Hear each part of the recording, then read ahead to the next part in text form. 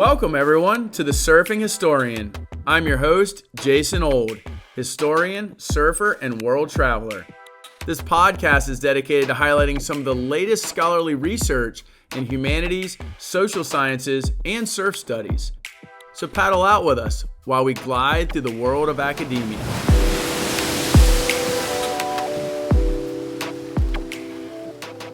Joining me today from Florida by way of the Netherlands is Dr. Kees Boterbloem. Dr. Boterbloem is a history professor at the University of South Florida, where he teaches courses on Russian and Soviet history, Dutch history, and cultural, social, economic, and military political history of European empires. Today we'll talk about his book, The Dirty Secret of Early Modern Capitalism, which shows how the Dutch accumulation of great wealth was closely linked to their involvement in wars, both at home and abroad. In this book, Kees ponders the issue of how capitalism has often historically thrived best when its practitioners are ruthless and ignore the human cost of their search for riches. I'm super stoked to have you on the show, Kees. But before we get started, I'd like to thank you, as well as our listeners, for being part of this episode of The Surfing Historian. Thank you, Jason, and hello to everyone. The book I wrote, which Jason already named, The Dirty Secret of Early Modern Capitalism, is, and I only begin to understand that myself in hindsight, part of a larger project in some ways. And the project is, in some ways, my life project as a historian, which is understanding modern capitalism and its responses to it, as in communism. Because I started out as a historian of the Soviet Union, in fact. I wrote a couple of books on that. But having become kind of jaded about it, or perhaps more kind of depressed almost about it, I decided to look back further to something which had always held my interest since I was a graduate student in Amsterdam. I took a PhD at the McGill University in Montreal, but I was in Amsterdam where I took the equivalent of a BA and an MA, which was the history of the early modern Dutch and the Dutch Republic and its overseas capitalist empire, with which I had been intrigued ever since I think I read Emmanuel Wallerstein's Modern World System, the series and so on, which fairly early on as an undergraduate I was acquainted with. At the time, they were fairly new books still, actually. And I looked at colonialism, etc., in the early modern age. And eventually, I began to look at a text which had been brought to my attention as a PhD student by someone called Philip Longworth, a historian of Russia and Eastern Europe, actually. And Longworth had put me onto this text, which I couldn't really look at because it was written by a 17th century Dutch sailor, published in English in the 1680s. And I shelved it and put it in the back of my head, like, well, if I ever have a chance, I'll go back to this. I went back to it, realized nobody had written about it, and I realized that the protagonist was a person who actually, A, had been really alive, but B, probably had not read the book, written the book, but nonetheless had inspired at least its stories and was a typical example of a sort of early modern Dutch man, actually, a male person, in other words, rather than a woman, perhaps, although one can quibble about let's say, the activities of women in the early modern Dutch Republic as well, who women were far more active and far less passive than one would at first sight perhaps believe. And having looked at this Jan Struijs and written a book about him and about his book, which is called Three Calamitous Journeys in English, more or less, I realized there is more there. There's more there about the role the Dutch particularly played in being catalysts, in being triggers for the development of modern capitalism. There was nothing new there in a way, because Karl Marx and Adam Smith both had noted this, that the Dutch were very important in the development of so-called merchant or mercantile capitalism, but hadn't really said much more about it, hadn't really studied this. Obviously, they were economists doing different things. So I went further and I realized that, particularly in Russia, which I'd seen already in Struijs's account, the Dutch were very important in helping the country develop. I also realized that in general, reading through things and trying to find things, that the role of the Dutch in early modern capitalism still had not been explored as much as I thought it should have been. Certainly not in terms of the, let's say, the kind of nefarious or bad role the Dutch had played in terms of selling their services and goods and expertise to anyone who paid for it in some ways. Absolutely ruthless, cynical salesmanship, you can almost call it. And somehow or other, everybody had skirted around that, in that the sense of the Dutch in the early modern period, particularly in the 17th century, which is in Dutch history called the Golden Age. You have one in Spain as well, of course. It's a bit earlier. In the Dutch, it's the 17th century, the age of Rembrandt, of Vermeer, of Frans Hals, and so on, the great painters, that the Dutch were this kind of haven of sophistication and tolerance and a high standard of living nobody was experiencing at the time, etc., etc. But what few had done was look more deeply into the sources of that wealth. So what I did was I began to dig deeper. I knew already from my studies as a graduate student in Amsterdam that the Dutch had been, of course, actively involved in the slave trade, and in some ways had been responsible, some historians argued, for diffusing the techniques of the slave trade and the plantation system from Brazil to the entire Caribbean and to eventually North America as well, because they more or less copied what the Portuguese had done there, apparently. I knew about that. People had written about that, although even then sometimes it had been a little bit papered over in the works of Johannes Postma or Peter Emmer, but nonetheless it had been admitted. But what nobody had really written about was the other really important element which made the Dutch as rich as they were to some degree, which was the production and the sale of arms and military expertise. And that's why the subtitle of the book actually is The Global Reach of the Dutch Arms Trade, Warfare and Mercenaries in the 17th Century, because the Dutch were actively involved in that. And what I found, and I knew this already anecdotally, but I began to more or less find the kind of links in the chain. There were all kind of Dutch entrepreneurs, as well as Dutch military officers, as well as Dutch soldiers and so on, who actually sold their expertise, which they had gained in the Dutch Independence War and the continuous warfare in the Low Countries, to other countries, and at a very, very profitable level, and very much contributing to the enormous wealth and riches of places like Amsterdam and the other Dutch cities, which had sponsored all this wonderful art of Rembrandt and Vermeer and Frans Hals again. Indeed, I found out fairly quickly that, for example, the Amsterdam City Council was entirely populated by descendants from arms traders and traders, particularly also in Russia, by the way, it seemed, and some other people had been engaged in all kind of nefarious trade, which was not necessarily yet the slave trade or slavery, which really takes off in the Republic, the Dutch Republic, around 1650 or so, when it really becomes large. This is when the Dutch begin to capture the Portuguese stations on the West African coast. This is when they control Brazil. And once Brazil falls back to the Portuguese who recover it, in fact, the Dutch don't stop there. They just move their operations to Curaçao and to Suriname and all kind of other places, helping to populate, in fact, the plantations of Jamaica, as well as Saint-Domingue, or even British North America.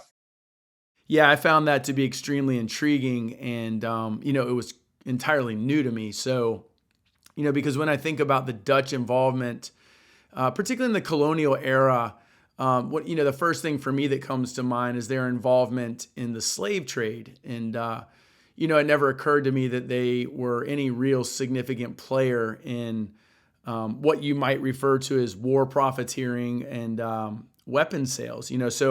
But clearly, as you've demonstrated, it was an extremely lucrative business for the Dutch, and so much so that you say here in the book that the profits of this nefarious industry and trade also gave the world the beautiful canal houses and timeless paintings admired by millions of visitors today in the Netherlands. And, so clearly this war profiteering was quite lucrative for the Dutch. And you even go on to say that the nexus between the Dutch economic boom and matters military is staring the historian in the face. One does not have to dig far to find evidence of the Dutch genius in turning to warfare for a profit or making war profitable. And so, it seemed to me as I was reading through this that, the Dutch sort of weapon sales was as lucrative, perhaps even more lucrative than their involvement in the slave trade. So that was a bit later, in fact, than this arms trade, because I realized that almost anyone who wanted to make a buck in the 17th century Netherlands really would be involved in the arms trade, making arms, selling arms. They were good at that because there was a medieval tradition which went back to the southern Netherlands, particularly to the French-speaking southern Netherlands, where because of iron and coal being available, actually fairly sophisticated modern arms, cannon and even muskets and so on, or harquebuses and so on, were already produced around 1500. This had moved from that part of the Low Countries further, let's say, north and west into Flanders, into the northern Netherlands. This expertise was there. The entrepreneurs as well had moved from that part of the world once the Dutch revolt broke out, and many of them were, for one reason or other, Calvinists, and they moved, in fact, north to the northern Netherlands, where they let's say, restarted or continued their operations and made them even bigger than they ever were before, such as, for example, the originally Walloon entrepreneur Louis de Geer, who went to Amsterdam and died in Amsterdam, but became also the founder of the famous Swedish arms manufacturing sector, which still exists today. If you've heard of Beaufort, if you've heard of Saab and so on, the Saab airplanes and so on, in a way that's rooted in the 17th century arms manufacturing of de Geer, which he set up around 1615 or so in the Sweden of the famous Swedish warrior king Gustavus Adolphus, in fact, as well. Now, de Geer turned out to be one of the most successful arms manufacturers, but certainly was not the only one. In addition, in terms of the sales, fairly early on it turned out that people who were not making arms necessarily were very good at selling arms, sometimes importing and re-exporting them, sometimes indeed importing parts, putting them together in the Dutch Republic and sending them to all buyers. And people bought arms from the Netherlands in those days. Again, as I said in the book, hard to imagine. It's such a peaceful country nowadays. Everybody's stoned out of their minds in the coffee shops. Everybody is, prostitution is legal, it's tolerant and whatever. But it wasn't, in some ways it was, in some ways it wasn't in those days. It was a very militant country, belligerent country in many ways, which in fact realized that money could be made selling arms and even selling military expertise and producing arms as well. So what you see, because of the level of intense warfare in the Low Countries around 1600, because the Low Countries were involved in an 80 years war with Spain for their survival and for their independence, continuously new arms kind of technology is being introduced, being tried out, fought out. The Spaniards at the beginning of this conflict in the 1560s were the most sophisticated army in the world. The Dutch fight them to a draw, and even better, particularly at sea eventually as well. They actually best the Spaniards, but also on land, they managed to hold out against the famous Spanish tercios, the famous Spanish armies which were fighting in those days. And eventually what you did, they foresee all kind of new arms are being introduced, and arms are being sold, and they get sold by the highest bidder. They're sold to, let's say, the generals in the British Civil Wars of the 1640s. In fact, the most famous military engineer of the Stuarts, of Charles I and Charles II, was Bernard de Rome, who is from Zeeland in the Netherlands. And there were other fortification builders in places such as Russia, where they built fortresses and defensive works, which were similar to those in the Netherlands, and anyone in Eastern Europe had not seen ever in their lives before. They were so sophisticated.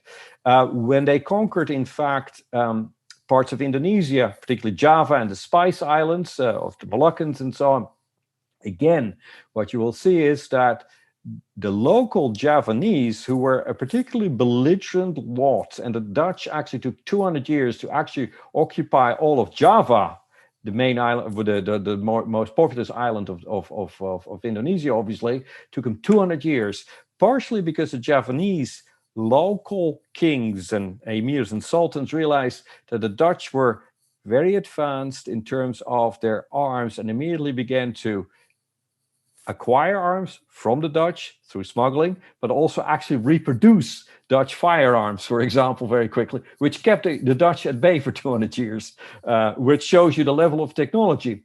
The most famous pupil, the most famous admirer of this Dutch technological military sophistication was the Tsar of Russia, Peter the Great, who was born in 1672 and died in 1725.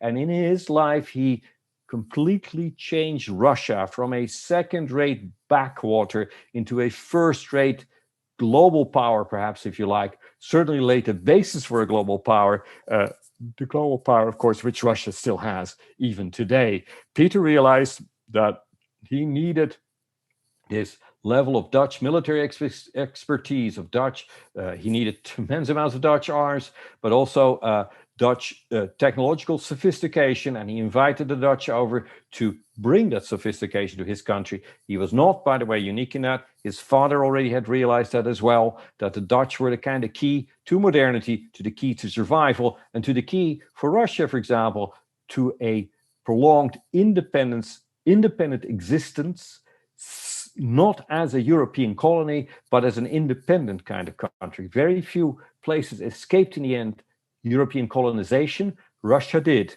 Another famous example is Japan, of course, but everybody else in the world at some point fell to European colonization. Not so much Russia, and in that sense, Peter the Great had a certain sense of genius in recognizing that that was the key to his country's independent survival.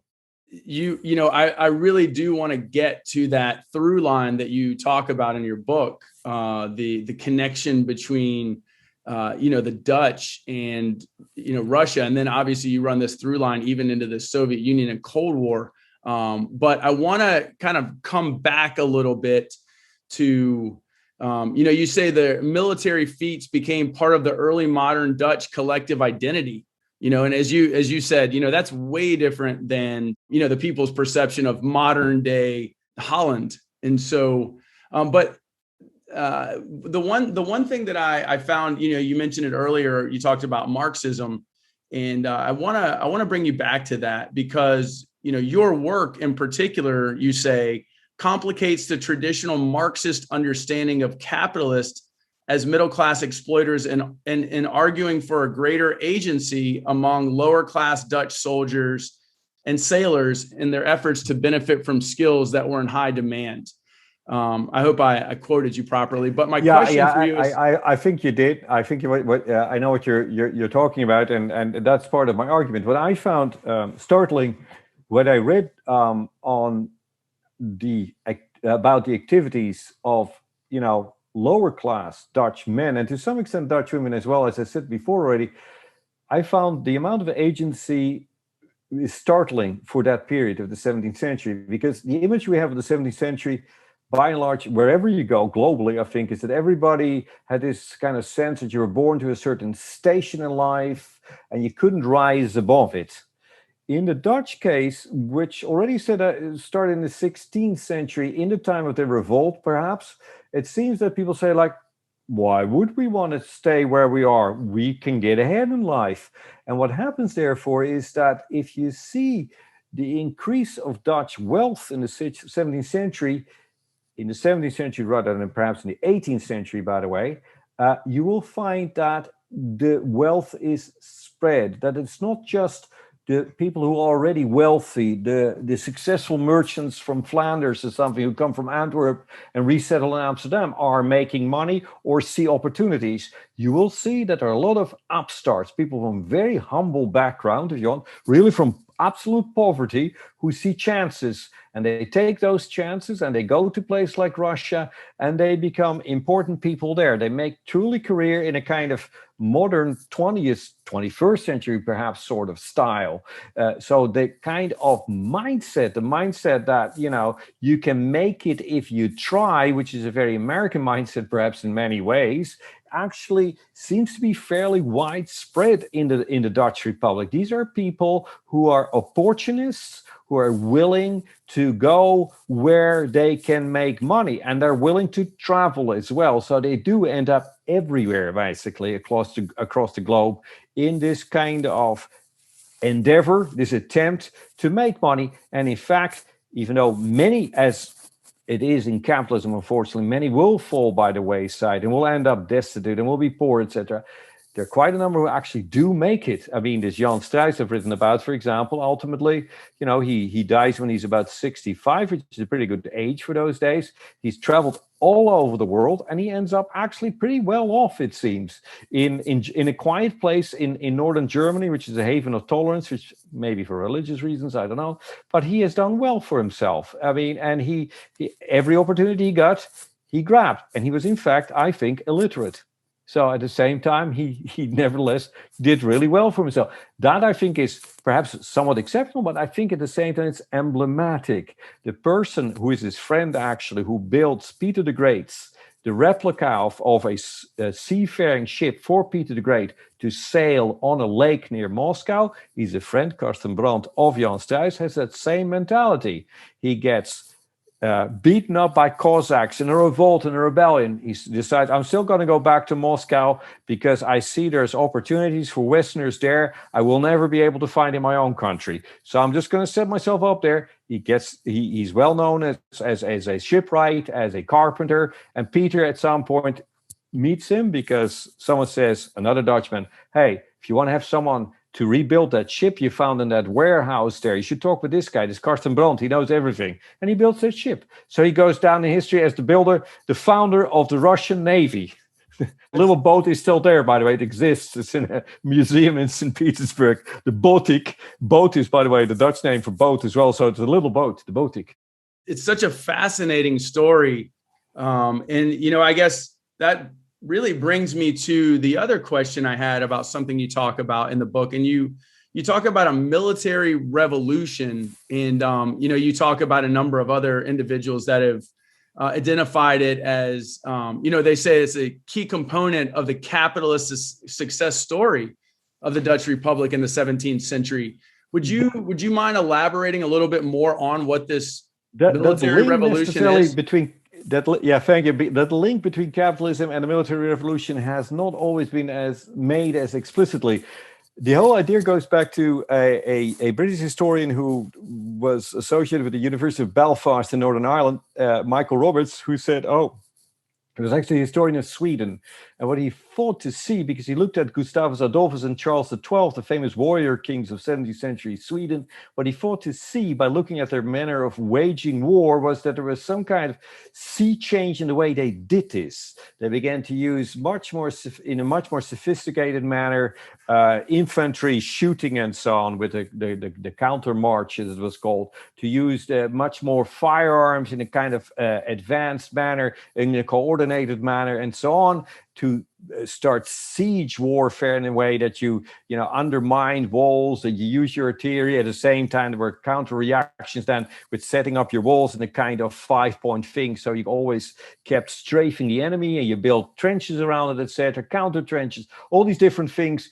Roberts came up with, and he said, therefore, what is going on, I think, here is a military revolution. There is a sea change. We're gone out of the medieval warfare where you get guys on horseback, with lances and so on, bonking into each other without much, or they fall from the horse, but that's the worst thing which happens. Maybe you got indeed a few bow and arrow guys, like a longbowman, but suddenly with firearms, things pick up. And Roberts, looking at Sweden, thought like, okay, I think the roots of that may lie in the Dutch Republic and the warfare between Spain and the Dutch independence fighters in the Dutch Revolt, which started in 1566.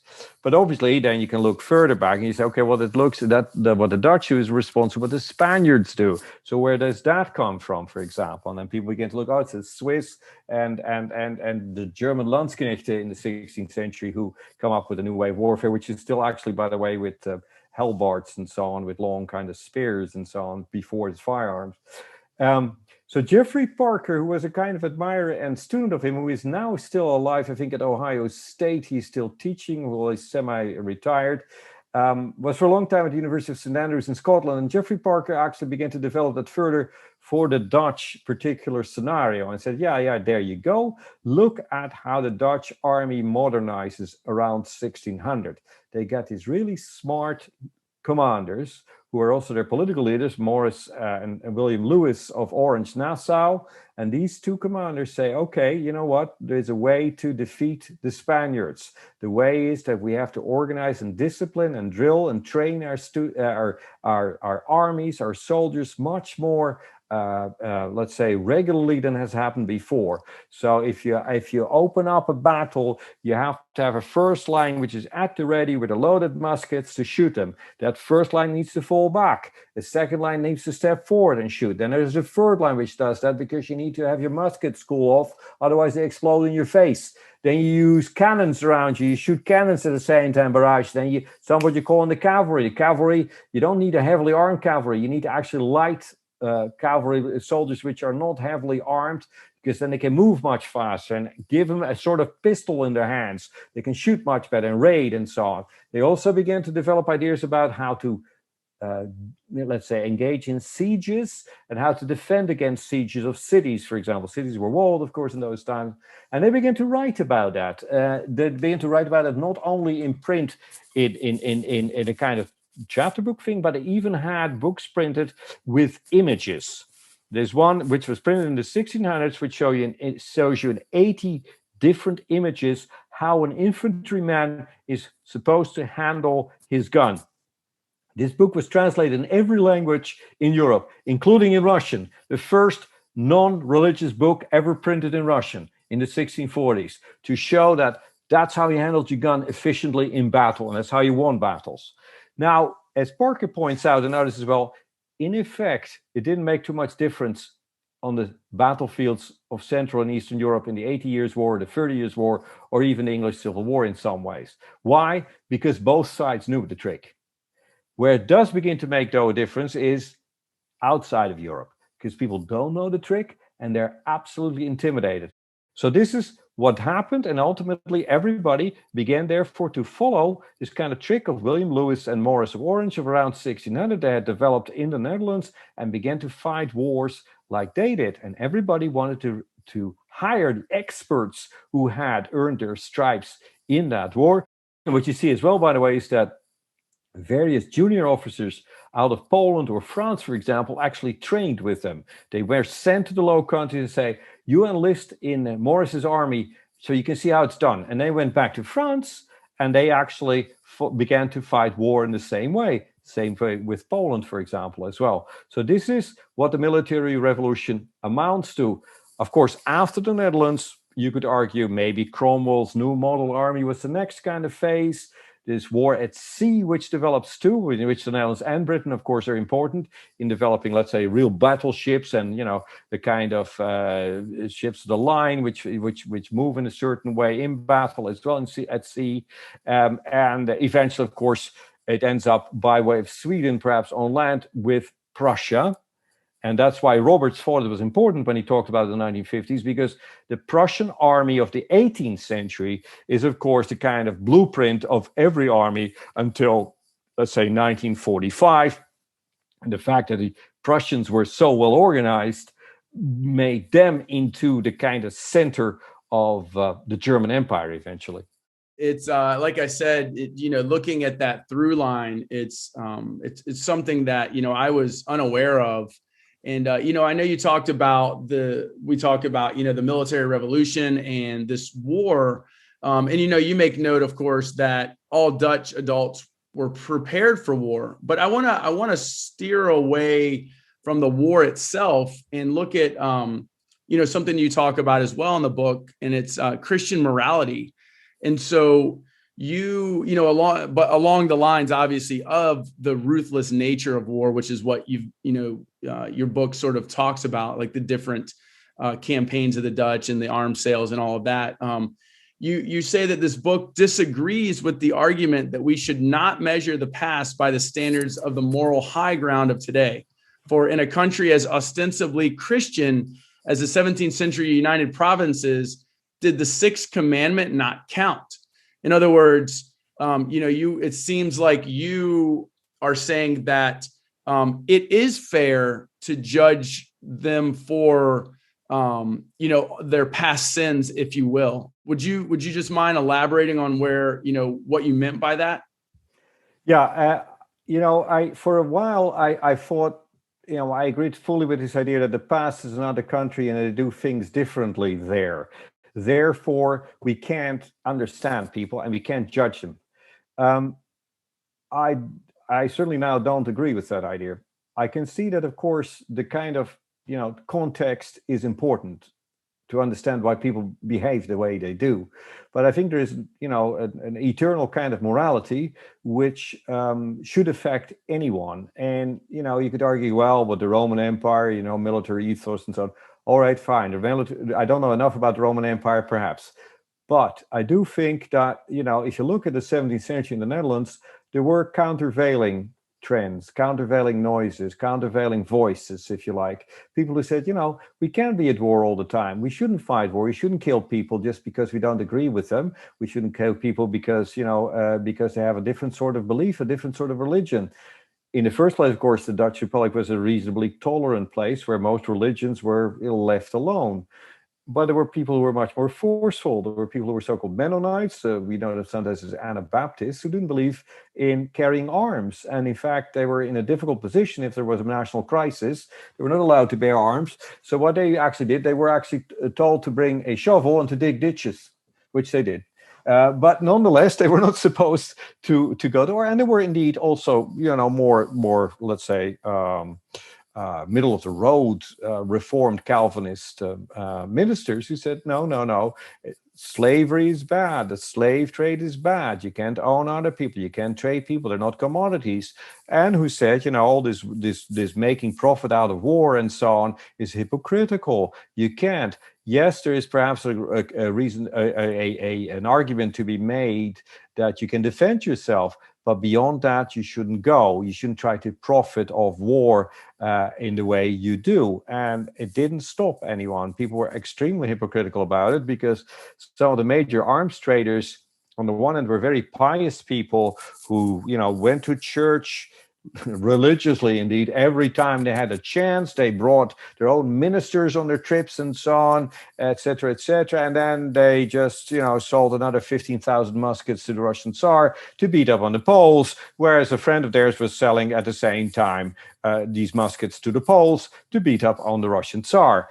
In other words, there was absolutely no sort of, let's say, check among most of them to say at some point, hey, wait a second, this is hypocritical. It goes against our Christian morality, against the morality which we are taught from very young onwards by our reading of the scripture, or in the case perhaps of the Catholics, of which there were still many, by the way, in the Dutch Republic, although they were not supposed to be Catholic, but they were tolerated, by the Catholic priests. They were supposed not to do that. And that is where I think that the Dutch went off, and it's this disturbing kind of thing one sees in capitalism by and large, unfortunately, to this very day, which is that at some point, if you can make money, morality goes by the wayside. Who cares about morality and so on? We're not particularly concerned about it.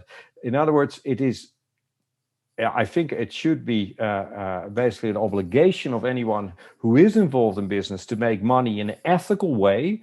But unfortunately, the history of capitalism is dominated by people who are completely unethical about it. And then afterwards, more or less furtively admit like, yeah, well, that wasn't quite right. But, what can I do? I mean, if I hadn't done it, someone else would have done it. All these kind of different arguments. I mean, the Dutch have been themselves very good at it. I mean, they've been continuing to sell arms. When I started that book, actually, I started looking into its prelims around 2010. It turned out that the Dutch today were the sixth largest arms exporter in the world.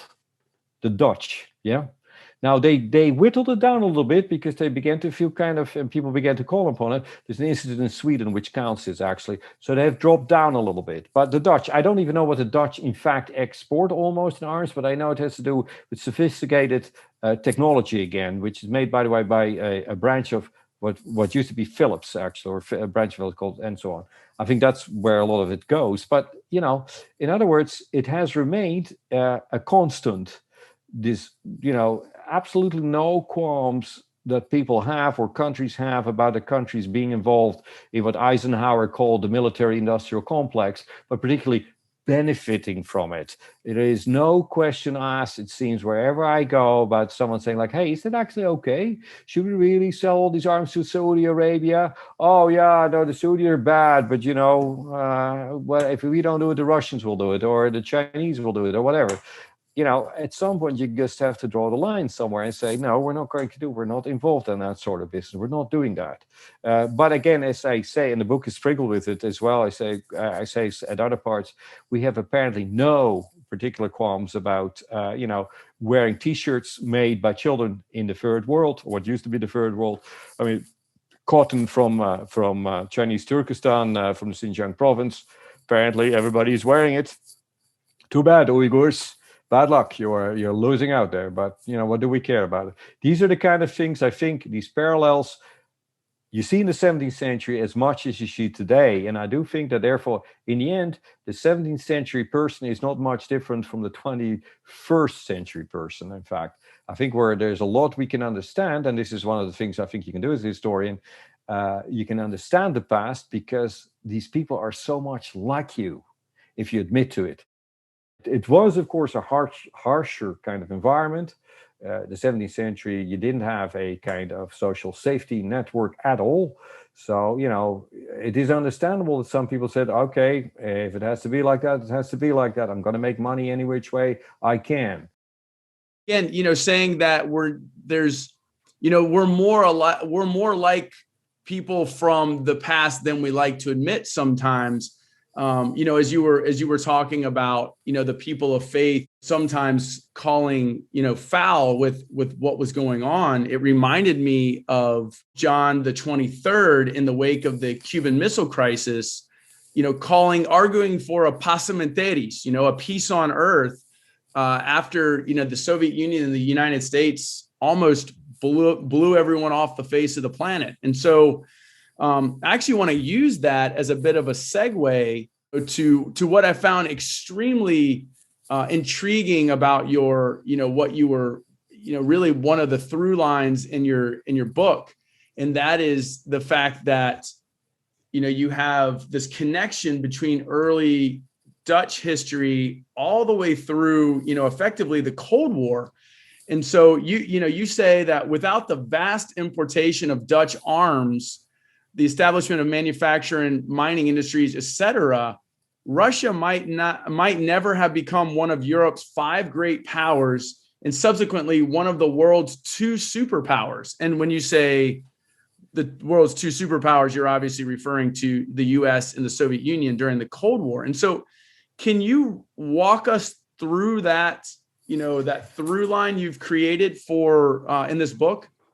Yeah, it's a bizarre kind of almost coincidence it seems. Some or other in the 16th century, when the Dutch started to, and these were, by the way, still people from Flanders, more or less from the southern Netherlands, began to cast about for other markets for the kind of commodities which began to come in through Antwerp, which they transported to Antwerp on their ships, either from Spain, which was booming because of the discoveries of the Americans and the silver fleets and so on, but also to Italy, to Britain and so on.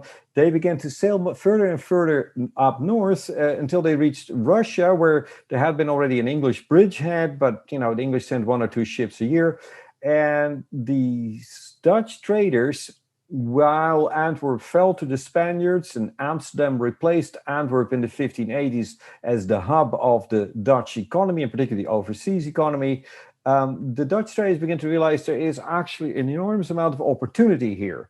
There's opportunity elsewhere as well, but in fact, the Dutch were not at that point yet involved in Asia at all. They had not even sailed to Asia yet, except for 1 or 2 individuals, but they had no real trade going on there. Russia wasn't that far away. It was a 6-7 week kind of sail trip, whereas, Indonesia later on would be 9 months or something one way sometimes. So it was a long trip, but not the longest trip. And once they were in Russia, it seems they first began to inquire what the Russians were interested in. And the Russians at first were cash strapped, as they say. They wanted money, bullion, to make coins.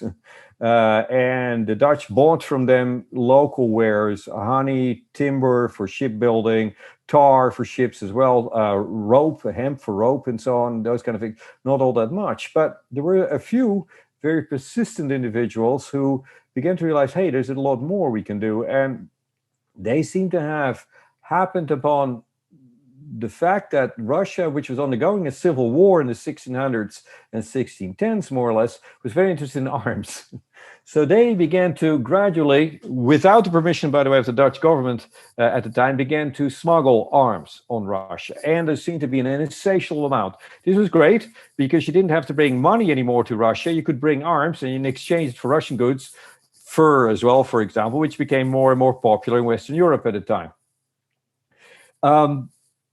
This went on, the Russian Civil War abated in the mid-1610s or so, but this went on for a while. And, in this late 1620s, the Russians prepared for another war, again with their archenemy, which is Poland. And they begin to ask for more arms again. And at that point, it seems like an enormous number of Dutch traders gets involved. The production is in the Netherlands by that point of arms is almost unlimited. They have been at war at that point for 60 years or so with the Spaniards.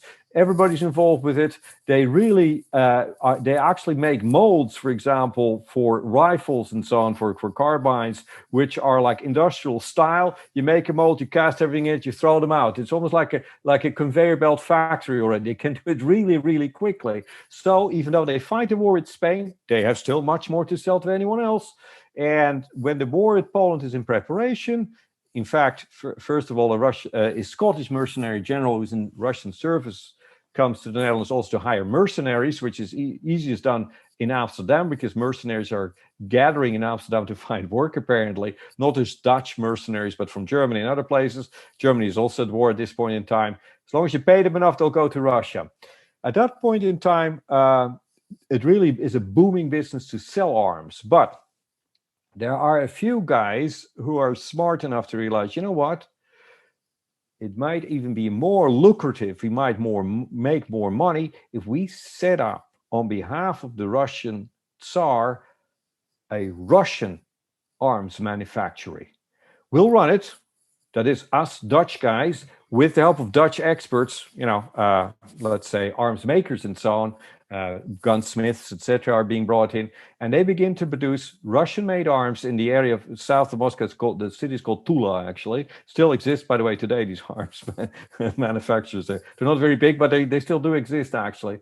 And they begin to make arms for the Tsar. It's never enough, but it's the beginning of the Russian arms industry, actually. It stays alive throughout the 17th century. The Dutch are still importing stuff, and what you get then, of course, eventually is that expertise is learned by the Russians because the Russians were smart enough to always stipulate that.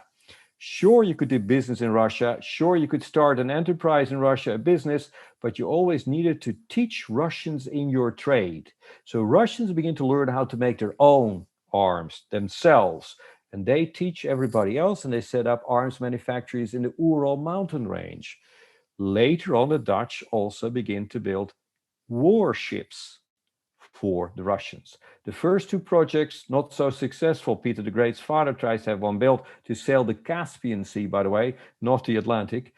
But nevertheless, this Carsten Brandt, who is one of the participants in that project, stays behind and builds Peter's small boat in the 1680s. So the Dutch have set up arms manufacturers in Tula and elsewhere. They set up a war fleet kind of industry as well. Ships, wharves, etc. are used in various battles already. And once the Russians learn the tricks of this trade, and you see the Dutch arms imports into Russia drop off in the 1710s because the imports are substituted by Russian-made arms and so on, the Russians don't look back. In the course of the 18th century, the largest iron-producing industries in the world are in Russia already, in the Ural Mountains. These are not really industrialized very much yet, and Russia will fall behind in the 19th century again. But nonetheless, the Russians will, from that moment, always realize that they need an enormous army which is up to date in order to defend themselves against their enemies whenever that happens. This lesson, if it's forgotten, is quickly relearned, as it is in 1812 when Napoleon invades, as it is in the Crimean War, for example. So the Russians, to some extent, always managed to regroup and build on that base set up by these Dutch experts in the 17th century to stay on top. And as they have until this very day, because you can say a lot about the Russian economy, and it is pretty terrible in many ways.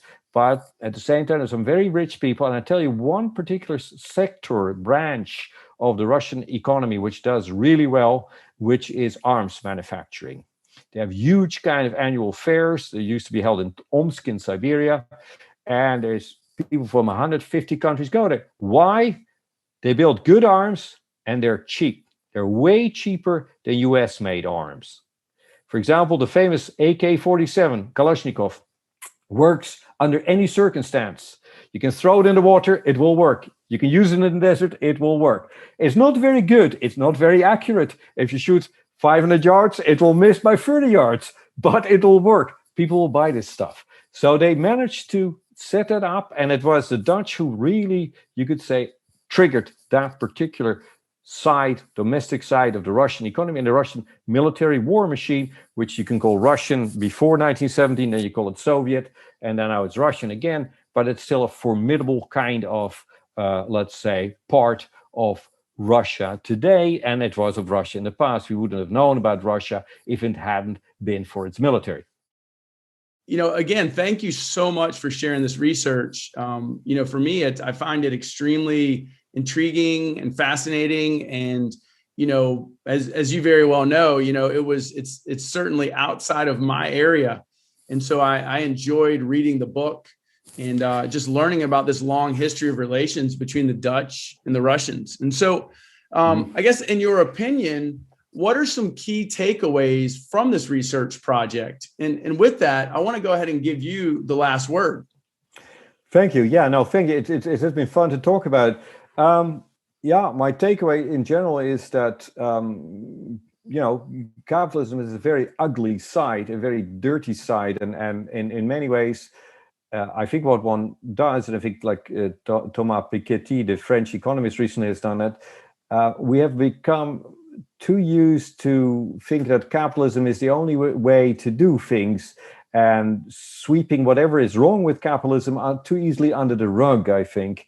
And I think we have to, you would like to see in the 20th century or 21st century a more moral kind of way of, economic interaction, perhaps, or something like that, or the way of doing economies. Again, the Dutch too, I think, have been skating through, when the Dutch like to skate, as you know, perhaps, and gotten a lot of good press about how wonderful a country they are. It's a great, Amsterdam, what a fantastic place, man, everything goes and so on. And, the art and the museum and so on. Yes, but at what cost? And I think that cost needs to be emphasized as well. It's all too happy. And in fact, to get to a more general point about historiography today, there are a lot of young Dutch historians who've just defended dissertations, are defending now, who are far more intensively criticizing the colonial past, criticizing the slave trade and slavery, and say, hey, wait a minute, let's not be so hypocritical again. Let's not be pretending that this was all great the way we did it. We made so many people suffer. And if you don't believe it, look at around you in Amsterdam, where you see tons of people from Suriname and the Antilles and so on, who have moved here because in the past you have abused their ancestors and so on. So in that sense, again, I think what is hopeful, and it goes for your generation indeed as well, Jason, is that I think that sense of morality of treating other people like other human beings is growing. And it's a hopeful sign that, yes, it's fine if you want to make money, that's fine. It's fine when you want to do what you want to do without, too many restrictions. But at the same time, it cannot be at the expense of others. You need to do it together. Surreptitiously, this is creeping back in nowadays, that we are all in the same boat. So that's in the end, perhaps what I, in my work, hope for in some ways. And that's somewhere between the lines or in the background there, perhaps. If you enjoyed this episode with Dr. Kees Boterbloem, I'd like to invite you to check out my next episode where I'll be joined by my friend and colleague, Frederica Carey. Frederica is a lecturer and a researcher at the University of Rennes 2 in France, where she teaches courses in international trade, marketing and management, and surf economics.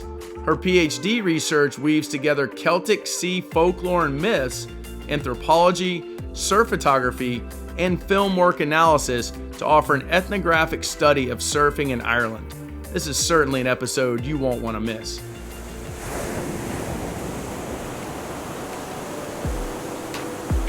This has been another episode of The Surfing Historian. I'm your host, Jason Old. Be sure to share, like, and subscribe to never miss an episode. Again, thanks for listening, and until next time, stay stoked.